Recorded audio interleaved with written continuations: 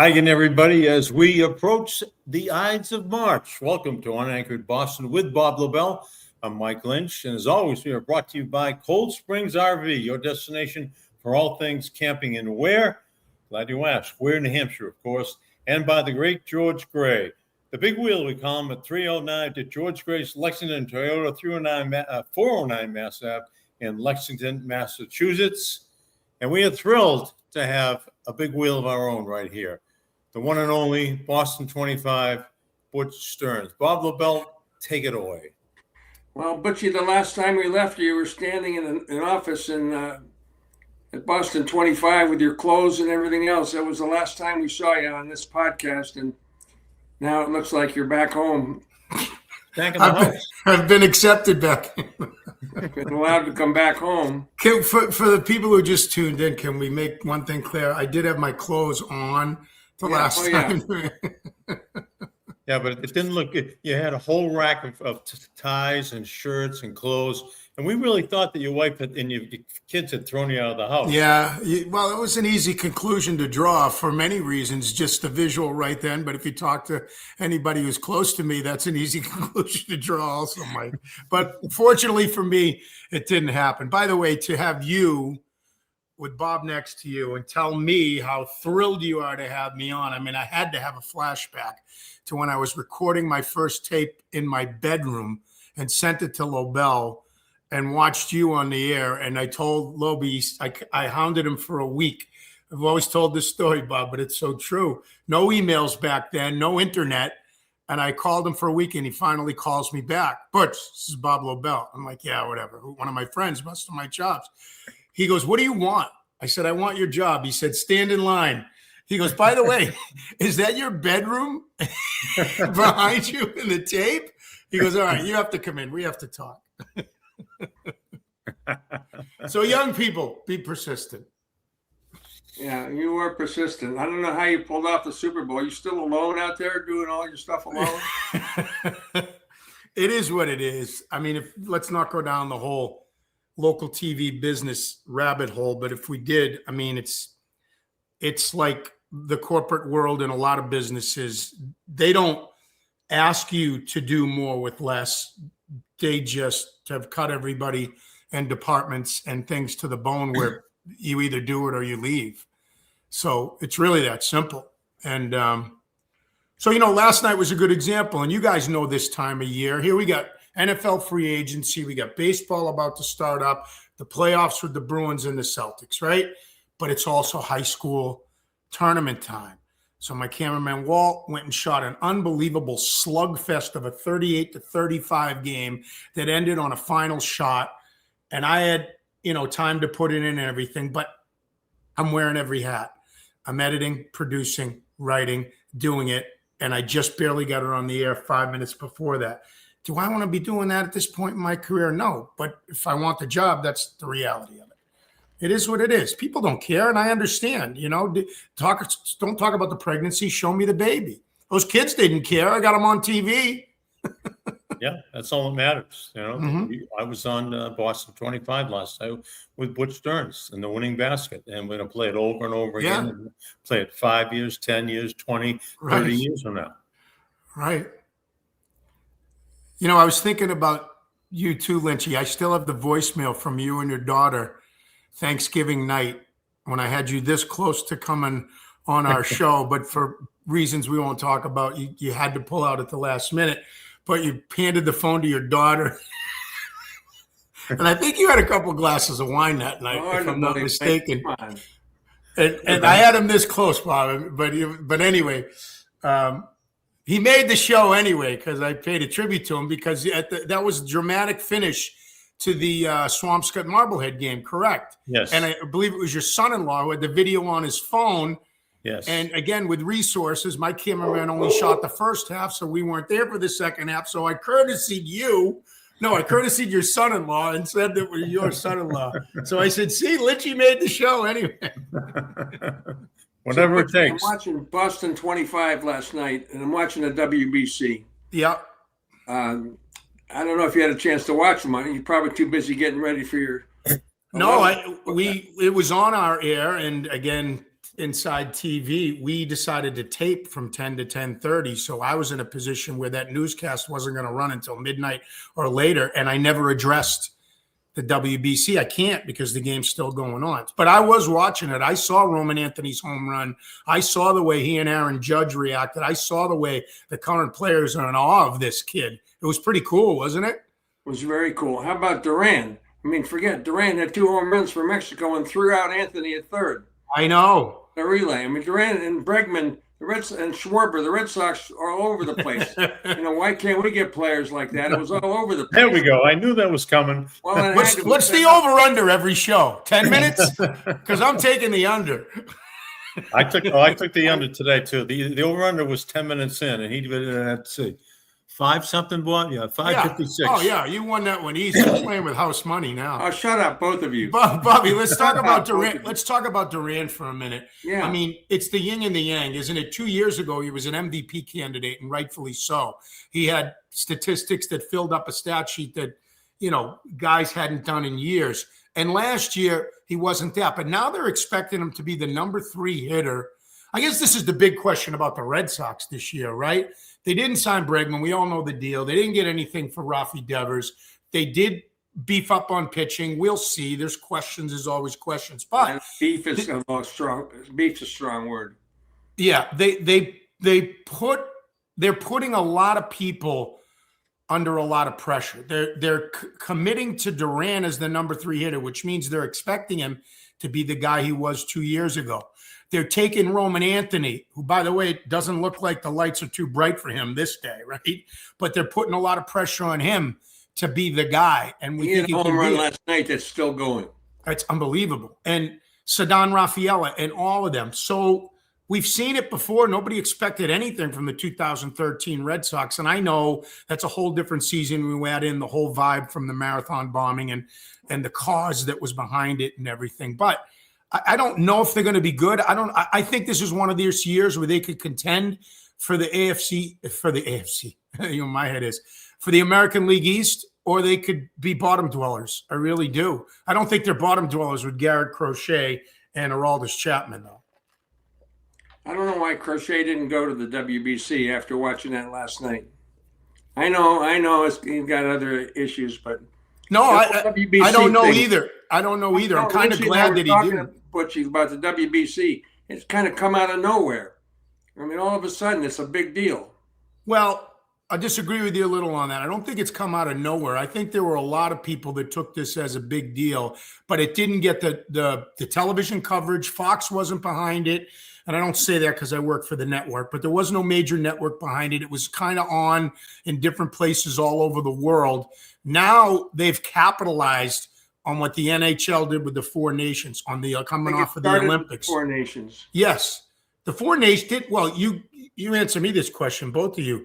Didn't the 4 nations make every other league stand up and say, holy crap, how the hell do we do that? Yeah. No question. I thought about that. Right. They tried it, but that's never going to be meaningful, right? The NBA All-Star Game is never going to be meaningful. The dunk contest for a while was. But it's better than it was. Yeah. Which isn't saying much. No. Well, let's get back to this. That's like around here. This is the first time that I've noticed some enthusiasm with American citizens, American fans over the World Baseball Classic. It always was important to the Dominican Republic, Puerto Rico, Mexico. It's big nationalism and pride, et cetera, et cetera. But now the United States has finally got into the fray. And they are feeling the same way that these other passionate nations feel about their baseball team. And as for the players, I mean, what would they rather be doing? Flying around in beautiful luxury jets or riding a 2.5-hour bus trip up to Bradenton or across Alligator Alley to Jupiter, Florida, in 90-degree weather and playing 3 innings and riding the bus all the way back? They don't have to do that now. That's half the reason the American guys are so happy. Bobby, don't you think they're inspired by what the USA men's hockey and women's hockey teams did? I think they fed off. It started with the 4 nations, and then it went into the hockey. I mean, it went into the Olympics. And the the other leagues, are trying to figure out how they can capitalize on the same. I totally agree with that, Butch, and the whole. Yeah, but here's something else I was thinking last night. The whole lineup, I think it's amazing. Their team is unbelievable. It's unbelievable to see. But here's something else that I was thinking about. Part of the reason, too, I think it's caught on so much with them, Mike, that your point had made, is because obviously it's a different generation. I mean, when Larry Bird and Carl Yastrzemski and those guys played, no internet, no emails, no nothing, right? No social media. And so Bird always chose to hate his opponent when he got on the floor. They might have talked afterwards, but that was it. And now their marketing people, their agents are all friends. They all know each other. They all respect each other. So I think to see Aaron Judge, a Yankee, and Roman Anthony, a Red Sox, probably the future potential Aaron Judge of the Red Sox, react the way they did with each other. Would that have ever happened with Pudge Fisk and Thurman Munson? No way. Right. Jerry Remy told a story. He used to play with Mickey Rivers in Anaheim with the Angels. And then Remy went to the Red Sox eventually, and Mickey Rivers went to the Yankees. So they were during, batting practice, they met at the batting cage, shaking hands. They were telling stories and laughing. Fisk goes like this to Remy. He goes, "What are you doing?" He goes, "Well, we played together, the Angels. We don't do that here. We don't talk to the Yankees. We don't talk to anybody. You understand me?" And, Remy was like, "Shit, I really don't know Fisk that well, but holy crap, he's pissed at me." So, he never spoke to an opponent again while he was a teammate of Fisk's. Classic. By the way, did you see Cal Raleigh last night? Big dumper? His Randy Arozarena, I forget the nations. I think Cal Raleigh's playing for, I don't think he's playing for the U.S. Maybe it was the U.S. he's playing for the U.S. Okay, so it was the U.S. game. Randy Arozarena, his Seattle Mariners teammate, got up to go to bat and went to shake his hand, and Raleigh just ignored him.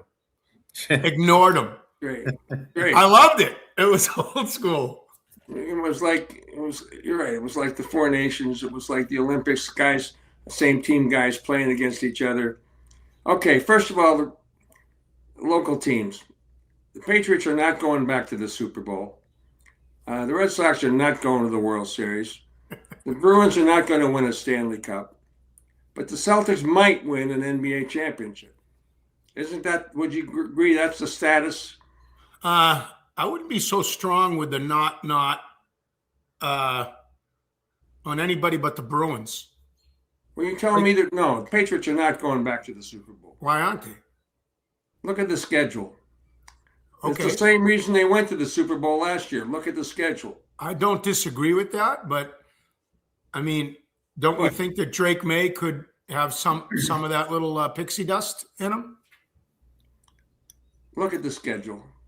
Are they not making the playoffs? Are you telling me they're not going to make the playoffs? I didn't say that. Okay, so if they're going to make the playoffs, why can't they win 3 road playoff games? They have Miami and the Jets in their division. Well, okay, but can't they win 3 road playoff games like several Patriots teams did, or 2? And, they won the division last year. Let's not forget how the people in Buffalo feel. Drake May got to a Super Bowl before Josh Allen. So let's not anoint the Buffalo Bills, who are the 2004 Red Sox and are still cursed. So I'm just saying, you defiantly say that they're not going to, you defiantly say. No, I'll take the Patriots not making the Super Bowl, and you take the Patriots are going to make the Super Bowl. Okay? I'm going to get better odds than you because. You're right. No, you're right. I don't even know what they are. Let's ask the silent Mike Lynch. I'm just listening to this banter back and forth. It's very entertaining, educating. Well, Mike, let me give you something, and you comment. Like you can join the conversation, Mike. Let me give you something, then you comment with your comment, because I want to know how you feel about this year's Patriots. My feeling is we still don't really know. However, one of the magical things to me, or almost unprecedented things to me, Mike Vrabel pushed every right button. Not only let's not forget that he gave Stephon Diggs $16 million guaranteed. A week later, he showed up on a boat with pink powder. And then you close your eyes and you wake up and they're in the Super Bowl, and Diggs is their best player, arguably. They don't get there without him, and he's a leader of the team. So starting with that, and every free agent that he signed, They hit on every single one. Milton Williams, Robert Spillane, Carlton Williams, Morgan Moses, Harold Landry, even though he got hurt. And then they hit on all their draft picks pretty much, especially the top ones. Kyle Williams, kid had 10 catches and 4 touchdowns? And now he's probably going to be. So here's my point. Those things can happen 2 years in a row, can they? He's not going to hit. Like, is Draymond Jones going to turn into Reggie White? I doubt it. You know, the fullback they signed and this offensive lineman with all the talent in the world. I mean, some things have to backfire. They're going to blow a draft pick, aren't they? It's just the way the NFL works. No, you can't keep that pace up year after year after year. I mean, like, So you're making my case, Butch. Well, I'm just saying, the odds are they won't go to the Super Bowl, Bob. You're right. The odds are they won't, but I'm not ready to say they're not. I know their schedule, but the way they played last year, the most profound thing I heard from Mike Vrabel at the end of the year, we asked him a bunch of questions after they lost Super Bowl about what they learned. And I actually asked him that question one day, and he said, I hope they learned how hard it is to win a championship. But before that, he was talking about the season. He said, we learned how to win a lot quicker than I thought we would. And they did, didn't they? I mean, they just found a way to win games, however it would happen. No doubt. Yeah. yeah, So but they did. They won the games that they were supposed to win, and they easily could have been. They mentioned losing to the Raiders, first game of the season, the worst team in the league, and they easily could have been a 15-win regular season for them last year. I think that they probably. I think the peak of them next year is to win 10 games. I don't see them winning any more than 10 games, and that's pretty much a reach. So they could be 9-8 and be like the number 5 seed or something like that. It's different, and that's the way the NFL is. yeah, you're right, Bob. History tells us that they may miss the playoffs. Let's not forget after 01, the 2002 Patriots missed the playoffs. Right? Yeah, absolutely. And then they won 2 Super Bowls in a row after they kicked themselves in the butt after that. And we probably realized, maybe led by Belichick, that this stuff is all so fleeting, guys. Let me get to the other teams, the other guys. I guess we could talk about the Red Sox because nobody knows. They got to the postseason, and you're supposed to get the postseason because, as Shaughnessy would point out in his columns, that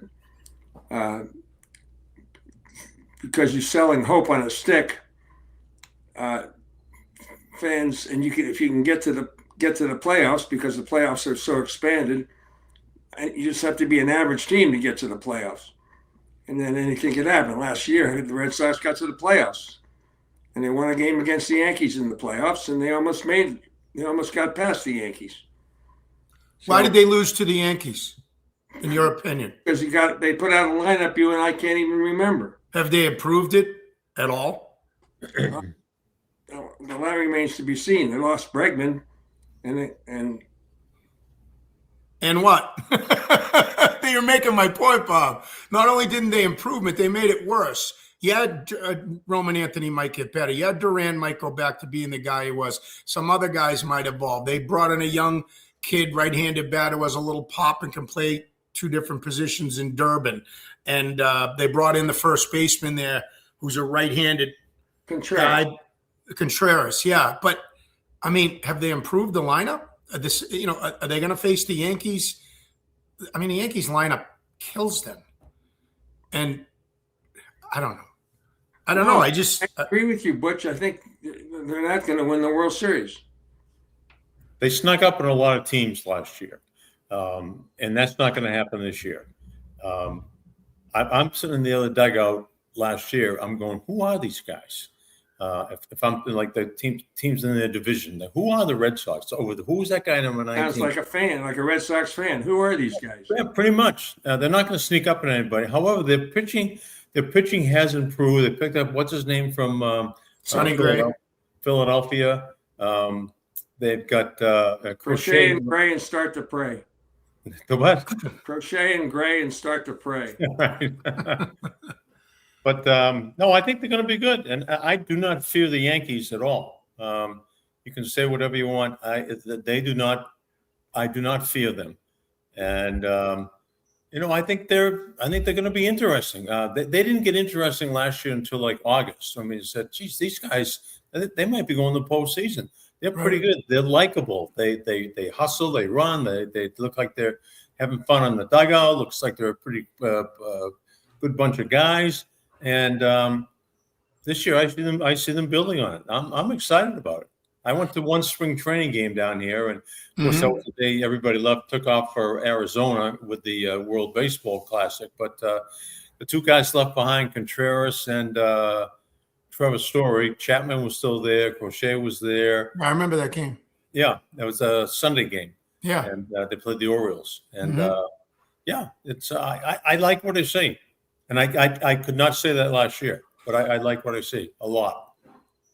Well, one thing I would say, which I think could have changed the whole offseason, and one guy never really does, but I have no idea why they didn't just give the same deal the Orioles gave to Pete Alonso and put him at first base. Now, you could argue, and I'm sure that the Red Sox nerds that always want to jump all over you when you pee on the parade, when Contreras has 15 home runs on Memorial Day, and Pete Alonso's leading the league in strikeouts, you're going to say that. But for his career, Pete Alonso wakes up and hits 50 home runs.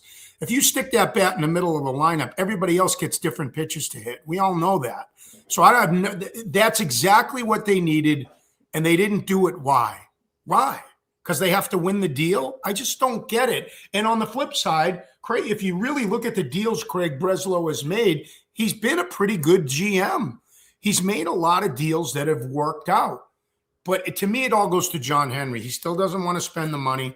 He still wants to treat it like it's in its portfolio. He used to be a diehard baseball fan who grew up loving Stan Musial, and now he doesn't care. He just doesn't by his actions. You compare to the Dodgers, who are all in, and it doesn't matter. The philosophy of this ownership is different. Just, be competitive and, sell. Why worry about the fans? Fans are always going to fill the ballpark every day. They're going to fill the ballpark. They're going to get their revenues. Be competitive. Just hope for you get to the playoffs, and that's it. It's a totally operating philosophy than the Dodgers. So many other interests. You got the Fenway Sports Group. You've got Roush Racing.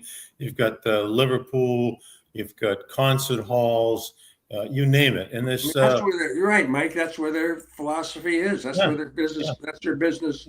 It's there. But what's sad about that to me, Mike, is if we go back and look at the history of John Henry since he bought the Red Sox, FSG, Fenway Sports Group, was a brilliant move because all the revenue generated with FSG is not shared revenue with Major League Baseball teams. So I don't begrudge him for making that money. I begrudge it because after 2007, pretty much, his philosophy changed. They weren't, every spring he'd wake up and put his finger in the wind and say, okay, this year we're not giving John Lester the money. So 2 years later, we're going to overpay for David Price. But then that stopped completely. And I'm not saying the end all be all has to be that you have to be the highest bidder for somebody every offseason. But again, Pete Alonso is the latest example of, right? That would have been an answer to them, and now they have more questions. And I think he got burned too many times. Pablo Sandoval, Carl Crawford, David Price. He finally said, I get burned more than I connected with these guys, and I'm not gonna extend myself for these guys who aren't worth the money and who are pretty much complacent hitters once they get the money. And I don't blame him for that. But remember when he first bought the team, he rode a bus into the old practice facility in Fort Myers, down the end of that dirt road by all the chemicals, whatever. Mm-hmm. Remember he had a straw hat on, and he went to one of the diamonds and he ran the bases by himself. It was one of the strangest things that all of us had ever seen. And he may have slid into home plate. I'm not sure. But it said this guy really loves baseball. Right. He eats, drinks, and sleeps baseball. He really looked forward to that State of the Union address every year, sitting on the picnic table. And now he couldn't be bothered with it. And I think that bothers Red Sox fans. Show me you care as much as I do as a fan. Show me that means as much to you as it means to me. Show me you've invested in this team emotionally, and I will adore you as an owner, and I will be a Red Sox fan for life. Those sentiments with John Henry are gone. They're not evident, and I don't think any fan feels that way about the owner of this team. You couldn't be more spot on. And Bobby, I'll add this. He hasn't sat at a podium to answer the media's questions, AKA relate to the fans, at least to be heard from, since he traded Mookie Betts. 6 years now. 6 years is the last time he took questions from the media. I get it. And then Tom Werner's more than happy. Bill Chisholm has held more press conferences than John Henry has in the last 6 years. He took a lot of heat at that Fenway, the Winter Fest, or the Winter Carnival when he was out in spring. Oh, that was the only time he did it. And he got booed at Fenway Park one time when he was walking through the grandstand, and he'll never do that again. Probably because Mayor Wu was more popular at Fenway than John Henry. Yeah, which is amazing because he's won 4 World Series. Right, but it's not enough. No, it's the real curse of the Bambino is now the expectations. They've won 4 and they need more. It was much more fun when they hadn't won in 86 years. It was much more rewarding. But is Henry the worst owner, or is it Jeremy Jacobs still? Is Jeremy Jacobs trump John Henry? Because the Boston Bruins are flat. They're flat again. They may not make the playoffs, and that's almost impossible in the National Hockey League. It's hard. It's hard to make the playoffs. It's not hard to compare them. I see where you're going, Bob, but it's hard to say because of one simple thing. Hockey has a salary cap, and now everybody spends to it, and the Bruins have. So spending is not the Bruins' problem. It's what it's always been, mismanagement. I mean, I don't know. How do you watch the Bruins game lately? I have. At home games. They've lights out. They've won 12 in a row still, right? Pretty sure. If I go, yeah. Are you asking me about them at home? I am asking about them at home because of all the commercials that are on them. Oh, you're talking about watching it on TV. Oh, yeah. You come back and they have a replay of the goal you just missed. Right? Not only the commercials there, I'm talking about the commercials in the rink. The virtual commercials on the boards. Do you know, the last game I watched at home, I counted the commercials, and I wrote down all the commercials that were on the boards. 35 different vendors. 35 different vendors. I hate to say this, okay, because your spirit is so young and you still have not lost your fastball, but you've become the old man who sits on the lawn and screams at the kid riding by on the little bike and telling you to get off the lawn. I mean, how else are we supposed to take that? You went to the game. You went to the game. Did you pay good money to go to the game and you counted the commercials? That's what you did? I stayed at home and watched the game on the TV. This was a TV thing, Butch. Okay. 35 vendors. 35. I have it written all down here. Who are they? You want all 35? Give me 10. Progressive, Coke, Shell, Mass General Brigham, ESC, Wasabi, IBEW, Ticketmaster, Uppa Baby, whatever that is. Uppa Baby, yeah. Ford, Baby, yeah. Coke, Geico, Glassman, Enterprise, Catches, FanDuel, Cross, JetBlue, Symetra, Mondetta, Duncan, Yokohama Tires, DraftKings, Tire Rack, Newform, Gifford's Ice Cream, Sullivan Tire. Okay. So there's only 2 gambling, FanDuel and DraftKings, right? Those are the only 2 that I got right. Yeah. That's surprising. Now, if this were Progressive, football, Jersey Mike's. I forgot those 2. Jersey Mike's. How about Swamp Shop? What? Huh? Okay, I'm just Someone's doing a pretty good sales job. someone's doing a pretty good sales job. Yeah. What is your main point about 35 ads during a Bruins game? My main point is it's hard to watch the hockey when it's all these ads come up. How can you follow the puck? Another old man sitting on the front lawn comment. No. Well, they tried to help. Lawn. Bob, they tried to. Get off my lawn. Please, when you build this episode, can you put that as the title? The Get Off My Lawn episode. The Get Off My Lawn episode. I got to do a Lobel. Cold Springs RV. Now that I got to get in my camper and move out of here. You know, I bet when you guys were in your heyday. We are still in our heyday. Don't say when we're in our heyday. I'm talking about financially. I'm talking about okay. All guys right. making salaries that we can only envy. Okay. But when you guys were in those days, wouldn't you have skin of crawl? You not only would you have known all 35 sponsors that were sponsoring your newscast, you would have played golf with them, took them out to dinner, gone on vacation. You would have done stuff with them, just like you do with Cold Springs RV. How about that softball, Mike? Pretty good. Right up in the air, ready to go, Bob. Hit it out of the park. Thank you very much. Cold Springs RV is something amazing savings for you for the new year. Okay, now that they've got all the snow off of their mini homes and motor homes and campers, took until now to get all the snow off. Take advantage of the great deals now, and they'll store your unit for free until we really get into spring. So go check out the latest in travel trailers, fifth wheels, motorhomes, and enjoy yourself. Winnebago Micro Minis 2026 in stock and so much more. So many places you can put your clothes, Butch, when you get kicked out of the house again. I got an open closet right behind my desk at work. Okay, well, don't spoil the commercial. Okay. Get the Cold Springs RV in Ware, New Hampshire. Where?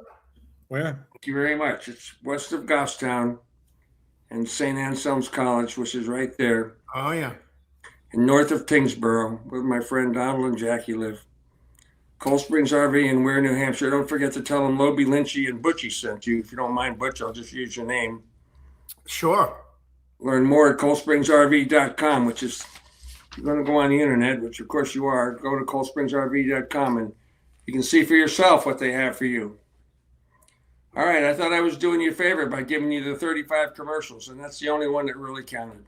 So can we move on to the Celtics? No, We hold can, on. until Mike I asks have you a to ask question. you, our standing question here. Don't So- take over the show, Butch. You're just a guest. But happy to have you. Damn it! Stop And it. lucky to be one. I know that's great. All right, That's the Butch. right attitude. Okay, You know the good. deal. As soon as they build that Lobel Lynchy cruiser, it's yours for a week. You can take all your clothes that are that your wife threw out on the lawn when you got last time you were on the show and you were getting dressed over at Boston 25. All right, you have use of the Lobel Lynchy cruiser for 1 week. Yep. You have don't to miss take it with out. you somebody to ride shotgun for a week, and it has to be an owner of one of the Boston 4 teams. Oh, Past, present, it can go all the way back to the 1900s. past or present. Oh, okay. Yep, it can be anybody. You can pick Tom Yockey, you could pick Victor Kayem, you could pick anybody you want. Somebody, one owner of the 4 major teams in Boston is riding a shotgun with Butch Stearns. Who would you like to ride with? So my 3 top choices would be Wick Grossbeck. What, 2.5? You only own 2.5% of this team. Yeah, my You better take Irving Grossbeck, his father. Speaking of that, do you guys remember? Oh my goodness, what was his Whose name? show He is was this? Bob, whose show is this? all right. It'd be Wick Grossbeck. How's All right, that? man. I was going to say Mike Vrabel before you put it to owners, and I was going to say Stephon Diggs as long as none of my female family members were around.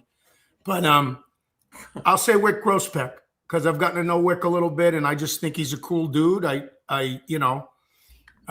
More power to him. People criticized him for the fact that his dad was actually the leverage behind it all and calling all the shots financially. I mean, he got to do what he wanted to do when he was owner of a team that played for championships. Why are you criticizing that? I envy him. I just think he's a genuine guy too. So I'd be Wick Grossbeck. All right, so there you go. Now, who came in second and third? You said it had 3 people. Well, the third one was the old John Henry, the original John Henry. All right, he's out. So who was the other one? Why would it be so fascinating about that trip? I would have liked to have talked to him when, I mean, as much of an odd duck as he was when he first started, I was just like you guys, I was working with Rasky Bearline, but I actually got the first interview when you did it, Bob, on Sports Final. Charles Dolan had the highest bid for the Red Sox, and you had Larry Moulter on, right? And he had the famous line, the fix was in, right? But then that next day, it was the baseball meetings or whatever happened, and they gave it to John Henry. And that's when Larry said the fix was in. And they called me. Charles Steinberg called me and said, you can do a live thing with John Henry back and forth if you want right now. So I got on and I did. And the very first question I asked him, I said, John, this is the first question I have to ask you. Charles Dolan is threatening to sue you. I said, if you were Charles Dolan, would you sue? And he looks up in the air and he thinks about the question. He starts laughing. He goes, would I sue? What a great question.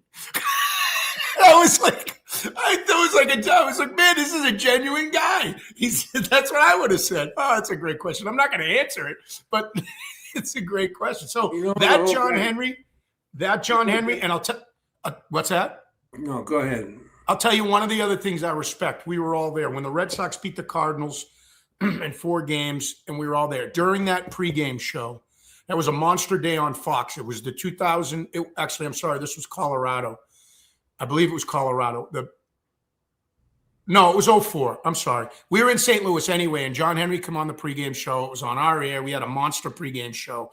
And I asked him, what do you want to tell Red Sox fans if they win the World Series tonight? We all know they hadn't won it in 86 years. And, basically was his chance to give a message to the city, don't rip up the city. And what he did without missing a beat and did it passionately was talk about Victoria Snellgrove, who was the girl when they beat the Yankees, who was shot with a plastic bullet and killed erroneously or accidentally. And like he looked into the camera and he had a powerful message. And I just thought this was not set up or anything else. And I just thought that's a guy that gets it. That's a guy that gets it. So that would be me. I don't know who the third one is, Mike. I mean, I'd ask you guys to give me a third one. Who would your number one choice be to ride on a Cold Springs RV bus, Lobel, Lynchy cruiser across the country that was an owner? It's not an easy answer. I take Larry Lucchino. I said that too, but was he really? He wasn't the owner. Well, I know. We all know. He's the one that made it all possible. Exactly. They don't win World Series without Larry Lucchino. How about thanks, Dad? Paul Gaston? I'm just thinking of one of the great nicknames of all times. Thanks, Dad. I mean, Red wasn't an owner, but wouldn't you love to spend time with Red? Yeah. I spent a lot. Sometimes I spent too much time with him, but he was pretty good. So can I give you something that'll transition to the Celtics? Because I know you want to get rid of me quick. No, so while we're talking about owners, you talked about why can't we get guys like that in the over-under. I have a buddy of mine. He's from Southie. His name's Bobby, and he bartends at Campanelli's in Braintree. Gave him a nice little plug there. But he's the biggest, believe it or not, amongst all of us, he's the biggest Larry Bird fan I've ever met. And every time I run into him, I look at my watch. And I'll set an over-under before he brings up Larry Bird. And it's usually 5 minutes, and I usually win by taking the under. But now I've given him this line, which he never heard before. It was Pat Riley. I don't know if you guys remember it. That ends all Larry Bird arguments. They asked Pat Riley, if you had one shot to win a game, who would take it? And he said, if I had one shot to win a game, it'd be Michael Jordan. If I had one shot to save my life, it would be Larry Bird. And so that's like the Pat Riley said that. Right? Pretty cool. Very cool. Oh, it's awesome. I just filed it away. Never. Well, transition to this year's Celtics because they are the one team in town that can win a championship. Last week we were talking. It was before it was announced that he'd be available for the Friday night game. We taped our show with Chauncey on Tuesday. I think the next day, Wednesday. But we were debating the merits and the downside of activating him this year and going for it, or just let the Achilles heal some more and just go full throttle come next fall. And I think we were all in agreement that they have been playing so well, and that win over the Lakers on Pat Riley Day when they unveiled the statue, that was the day I think that everyone said, you know what? If this guy is ready to go, this could be an opportunity of a lifetime this year. And this is what's happening. He jumped in, and he's in there. They just beat Cleveland, who was supposed to be a contender in the East. They just beat the crap out of them. They beat the crap out of the Lakers. And, other than looking at Oklahoma City on the other side, I see them getting out of the East, getting by Detroit, and they've got San Antonio and Oklahoma City out in the West. But I'll take my chances with any of them. As of this show, as we're talking right now, they're playing at San Antonio tonight and Thursday at Oklahoma City. Not that those games mean everything. I mean, Patriots beat the Giants in 2007, the last game of the year, as we all remember, and what good did that do them? But anyway, how do you feel about Tatum being back, Bob? I think it's really helped them. I mean, I think that they were really good before him, and I think that Missoula's really, and I think also Brad Stevens is part of this too. I think a lot of people are involved in bringing Tatum back in terms of how many minutes he gets. I think they're doing the right thing, and I think he's really made a really good team better in the first two games. I mean, it's a short sample. We don't know, and they're playing the Iron this week, so we'll have a better idea. But I think when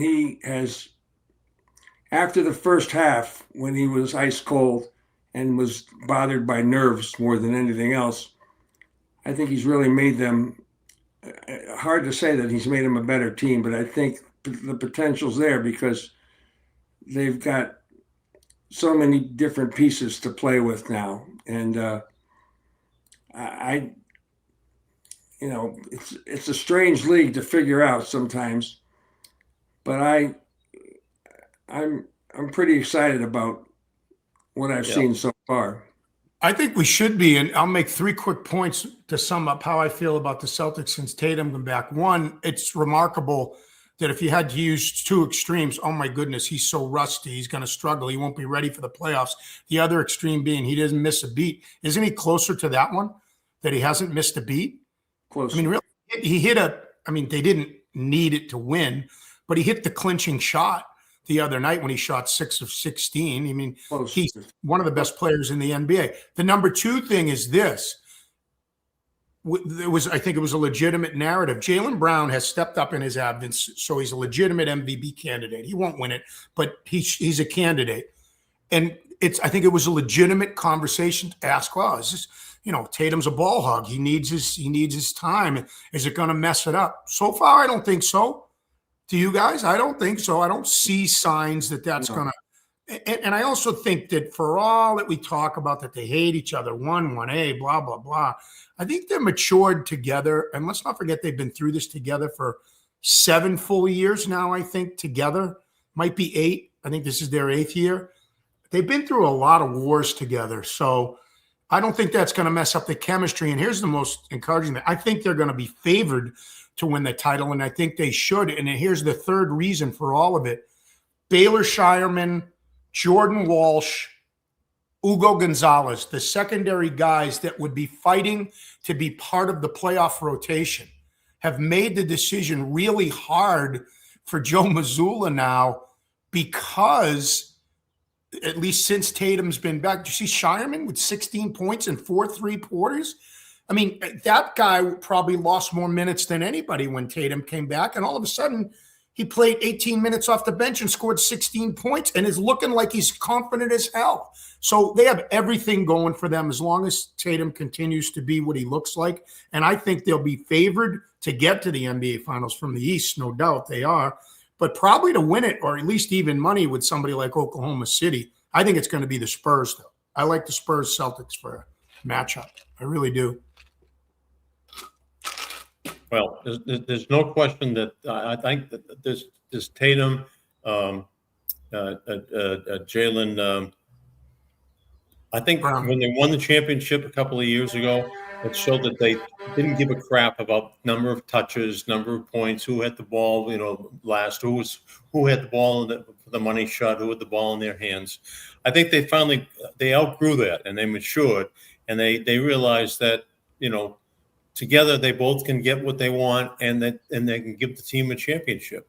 And I think that feeling is there again. And I think one of the keys to this whole team is Peyton Pritchard. He used to be a guy that came off the bench. It was a joke. Okay, he's going to throw on. Let's see if he can throw in a half-court shot. Let's see if he can throw a three-quarter shot. But he wasn't really a main contributor to the team's offense. Now he is. This guy is. I mean, if he plays a game of horse with anybody in the world, I think he wins. He's one of the greatest, one of the deadliest pure shooters. I'm not talking Steph Curry, people like that, but that you least expect it from. This guy is lights out. Bob, as Mike was talking about the Tatum Brown dynamic, I was thinking to myself, basketball is really the only sport where it comes into play. I think subtly it comes in with others. We all remember I remember the Pedro Schilling thing when I remember when they started the playoffs that year in Anaheim, and Pedro started game one of the first playoff game, which he kind of demanded with his Latino machismo ego. But Schilling, or was it Schilling who started game one? I think they started, whatever. Pedro was fine with whatever happened, but you knew he needed to be the one, not the 1A. Even though for 6 years, as Derek Lowe told me, for 6 years, Pedro's the biggest hypocrite in the world. He's been asking for help for 6 years for the Red Sox. I can't do it on my own. Next thing you know, Theo Epstein and his minions go down and have Thanksgiving dinner with Schilling, and Pedro couldn't handle it. His ego couldn't handle it. So I think that the 1A thing, I think basketball is the one sport because of the right number of players on the floor, and there's only one ball. I know there's only one puck, and there's only one baseball, and only one football, but it's different. I guess a number one receiver might be that too, but I don't know. Isn't it unique to basketball? You see where I'm going? Sure. Yeah. It's also different too. I mean, again, you have to talk about the game the way it is today, as opposed to the game that Larry Bird used to play. The skill set is totally different. You got to be able to hit it from three. I don't care if you're 7 feet or 6'4", you still got to be able to hit a 3-point shot. Right. And it's incredible to watch the Celtics offense. They put two guys in the corner, and if you take a shot, as a fan, I used to hate the new game. But now, if they get a shot inside the 3-point line, it's a wasted shot. It's almost like, why are you taking a 2-pointer when you can throw it outside and get a 3? I mean, it's changed my whole way of looking at the game. And the way these guys play, when Brown goes into the lane, I'm waiting for him to throw it back out to Pritchard or somebody like that outside the 3-point line to take a 3-point shot. And if he doesn't, I'm disappointed. It's really kind of stupid of me to think that way. But Red Auerbach would be rolling over in his grave because he loved the rebound, the outlet pass, and 3-on-2 and fill the lane.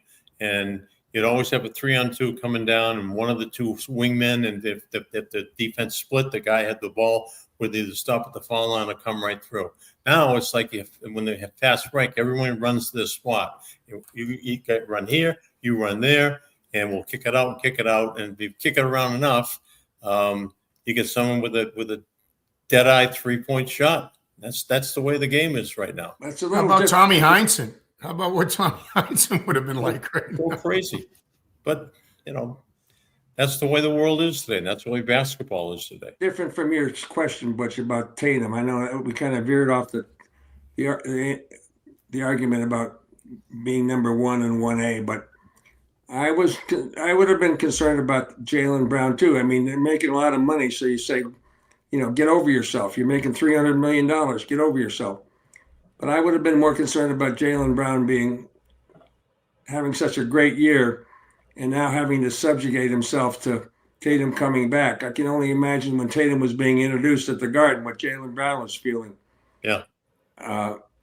So there's such an ego dynamic in play, but I think they've been able to deal with it pretty well. And just look for at them the to be game. successful, they're going to have to. Let's just look at the Cavs game Sunday. I mean, and I did watch parts of it, but when I get in to do a highlight and really looked at the game story, one of the things that stuck out to me was Jaylen Brown had more shots than Jason Tatum. Now, Tatum's being limited in his minutes. He had a better shooting percentage, but he had 9 rebounds and 8 assists.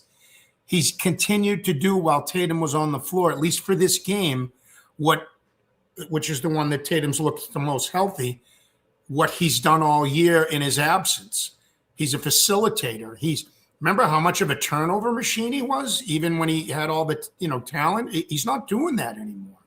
That's what's changed him. So, and by the way, Bob, that little tangent you went off, Mike, correct me if I'm wrong, but didn't we just see him throw that lawn chair away and get up from the front lawn by talking about the new school basketball and how much he likes it? You mean Lobel? Yeah.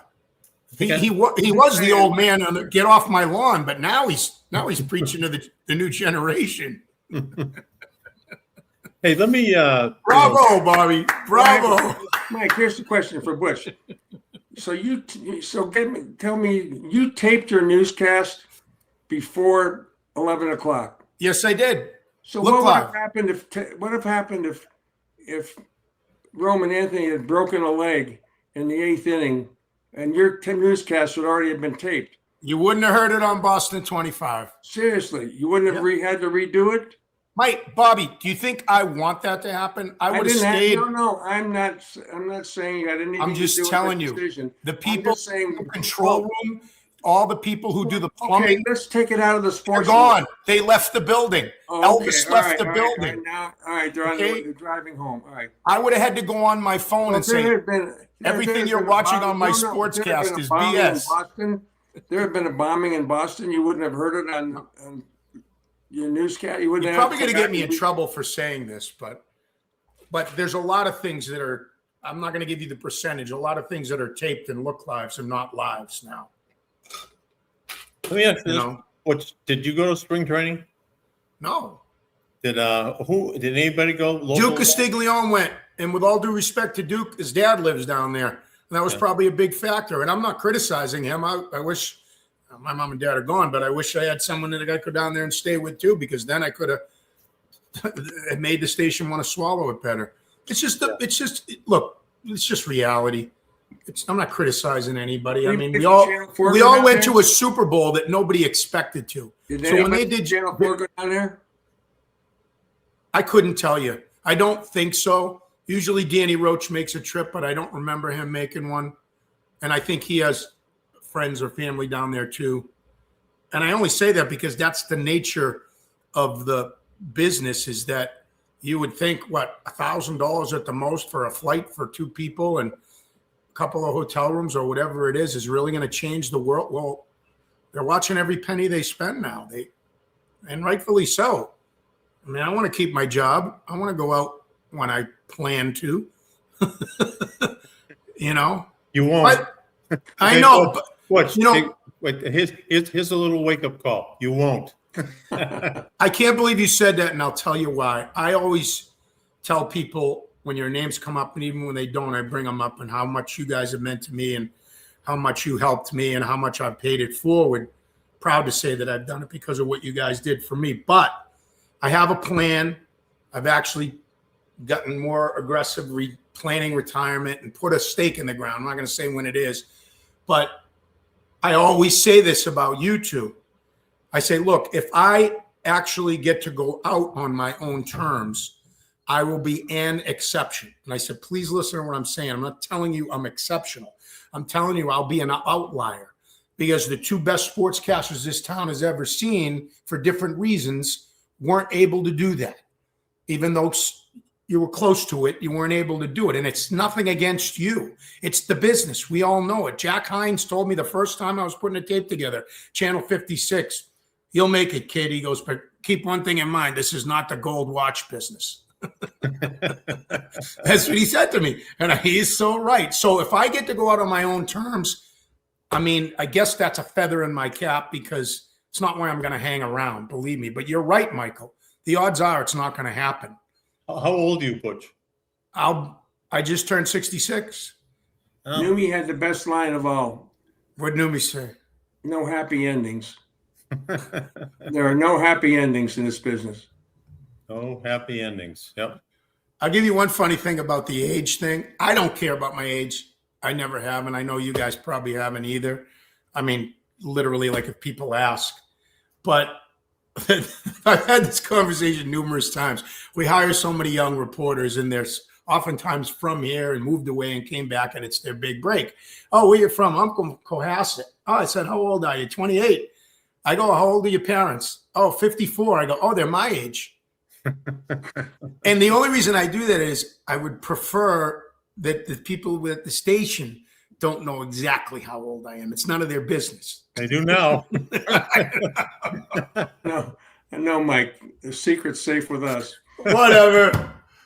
Hey, Bob, do me a favor. Whenever this is over, just save me a lawn chair, because I'll be joining you right out there yelling at the little kid who's going by.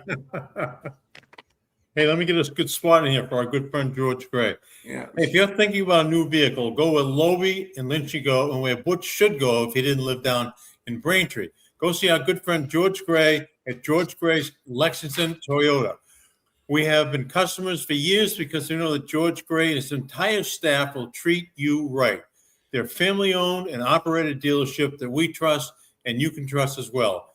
Go see the big wheel, George Gray at George Gray's Lexington Toyota. That's him right there with some other guy. I can't really put my finger on who that guy is, but that's George on the left with the mustache. Go see them at George Gray's Lexington Toyota, 409 Mass Ave in Lexington. That's just down the street from where the Battle of Lexington and Concord. The Battle of Lexington was held 250 years ago, and I think George Gray was a young kid standing on the Lexington Green back in 1775. So he's going to be wearing his Tricon hat. Probably have you go by the dealership. I think he still has a musket in his office. So Get him a lawn chair. Yeah, he's got one. Trust me, he's got one for sure. So we agree. Patriots are not going to the Super Bowl. The Red Sox are not going. No, we didn't agree on that. They shouldn't. There'll be odds on. The odds will be way against them to do it. But we didn't agree, the three of us. Let's just be clear that they're not going to the Super Bowl. I didn't agree with that. Who would go from Bob? If the Patriots don't go from the AFC, who would go from the AFC? Well, I hate to tell you, I hate to go back to the Ravens, but they've certainly improved themselves, and I certainly think Buffalo is always there. I think it's an easy one. I think it's the Chiefs, and I'll tell you why.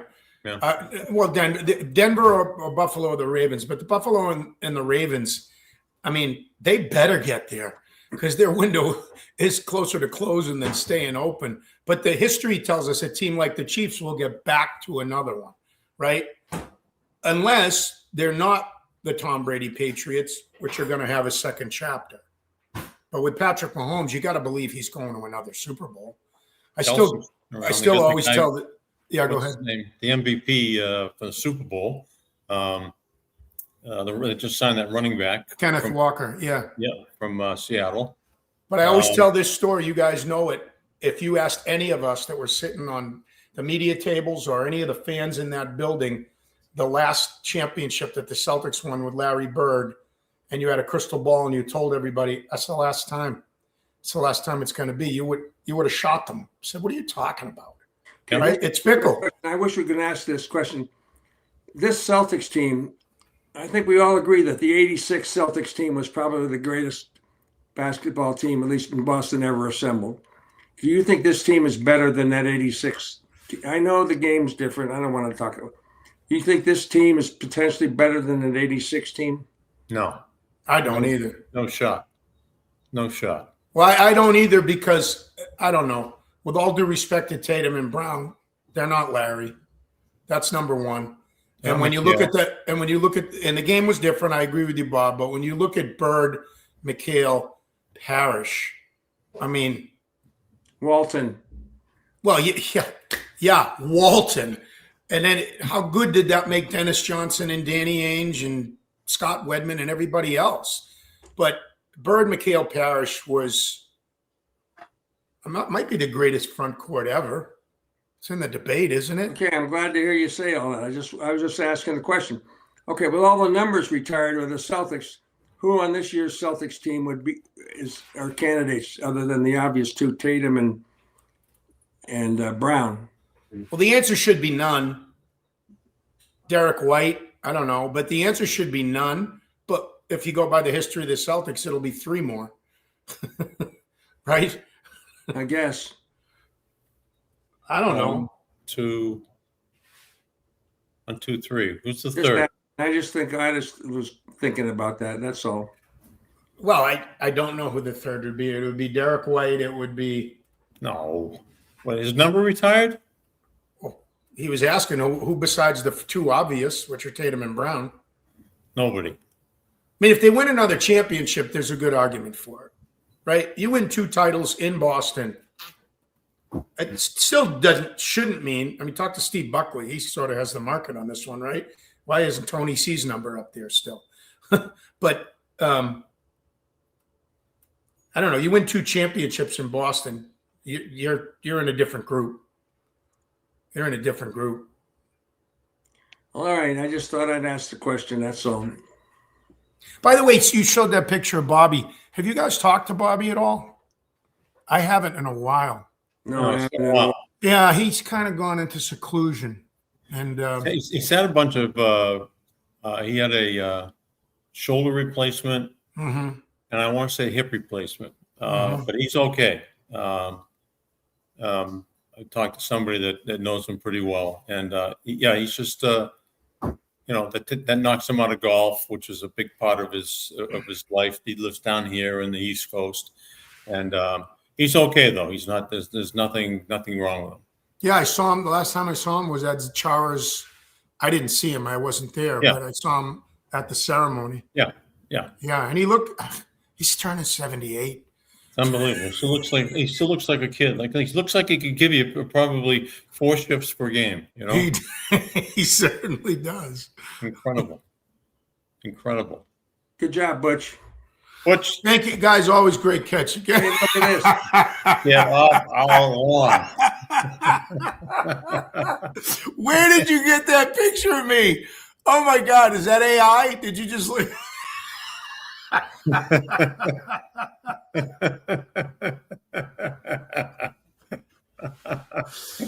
Oh, That's us. Is that Keelan? Is that Keelan at work? It's probably Keelan and Jim Burke. They're wizards now. That's their new toy. They love it. They love this AI. So you never know what's going to pop up, and they're very clever and very creative.